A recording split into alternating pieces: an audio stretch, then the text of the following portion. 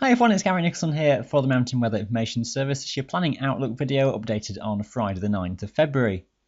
Now it's a changeable pattern that continues through this weekend and into next week. We've got frontal systems coming in, producing some further snowfall, some rain at lower levels. Temperatures will vary from day to day, but most higher terrain, particularly in Scotland, stays below freezing throughout, but some periods of freeze and thaw will occur elsewhere. Winds often strong too, up to gale force or severe gale force on some days. Here's a quick look at the charts for the weekend, and Saturday sees fronts trailing their way eastwards across the British Isles with some prolonged falls of rain across the hills of Wales and northwest England. For Scotland, you're largely just into a showery air mass with a few showers around the west coast, these of snow and hail, fewer showers making their way toward the eastern side of the Highlands. Strongest winds then focused on the Pennines and Wales, widely up to gale force most of the day, and may well deteriorate even further as we go towards late afternoon in Wales. But those strong winds in Scotland will be through almost around dawn, and then you're into a comparatively lighter west to southwesterly wind, around 20 miles per hour or so, maybe at times less.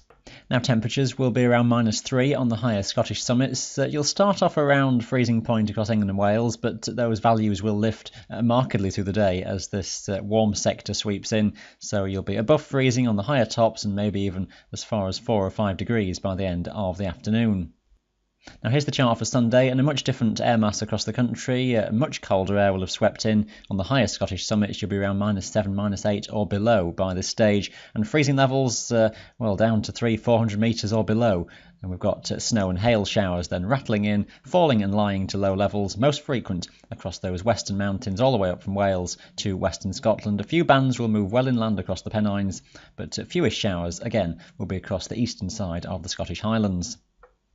Let's have a look at those temperatures then. This is the 850 millibar chart. That's at around 4,500 feet in the atmosphere. Here's the warm sector that goes through during Saturday. There's that lift in freezing levels temporarily. But as the cold front sweeps through, we're back into that colder airstream by Sunday, and the model picking out -9 or -10 across Scotland. So you wouldn't be surprised to see Cairngorm Summit weather station picking out a value towards -10 through Sunday.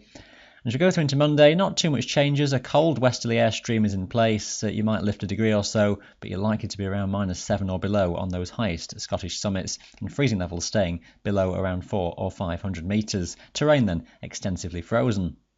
Monday into Tuesday sees the wind flow southwesterly, but not a great deal of lift of temperatures, maybe just a slight lift of freezing levels in England and Wales, but I think the Scottish higher top staying below -5. You're never quite getting milder air into the mix here.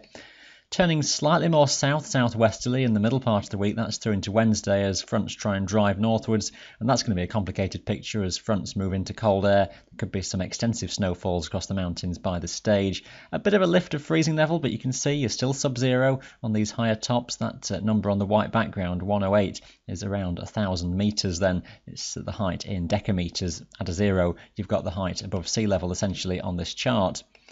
Later in the week, and that cold westerly is back with us once again, and we're into temperatures on the highest summits -6, -7 or below.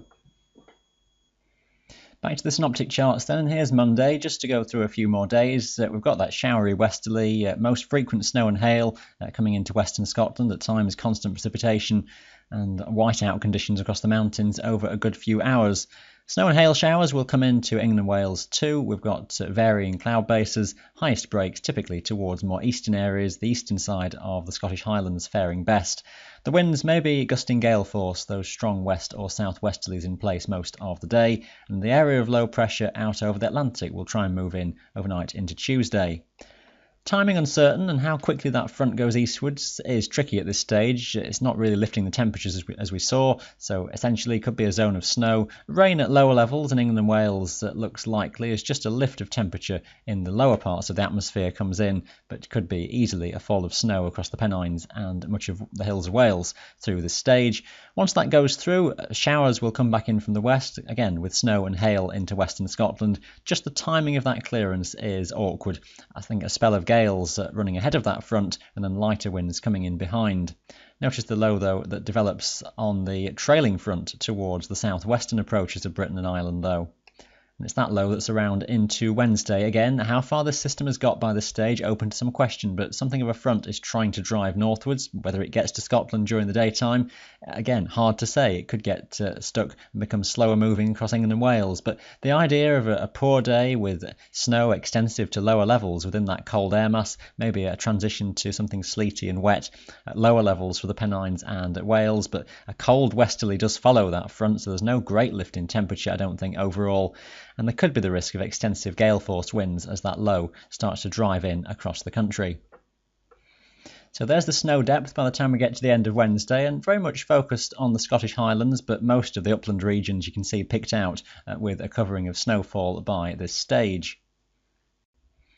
So we close out the week with that idea of low pressure and possible gales and widespread snow, hail showers rattling their way in, longer periods of snow in some areas. And then as we go towards the weekend, that low pulls away further eastwards, and some indications favour pressure starting to build from the west. Other models may just keep something more of a westerly coming in for longer, so some caution here of detail. But I think the idea, at least, of pressure trying to build, whether it's by this stage or further maybe into the following week, but I think we're seeing a blocking setup trying to get going, and that indicates that we lose the westerly airstream and eventually could go round into much more of an east or a northeasterly. So essentially still cold, different regime maybe, but just that scope for something to change further ahead. And that's off one of the models. By the time we get to about the 19th of February, it's high pressure building over Scandinavia, it's low pressure over central parts of Europe, an easterly wind coming in, cold air very much here to stay, and the risk of some further snowfalls, even to lower levels, so things to watch as we go further ahead. Now, if you've been following any weather news stories recently, you may have come across the term sudden stratospheric warming. Now, that's what goes on naturally in the stratosphere and quite often in the wintertime.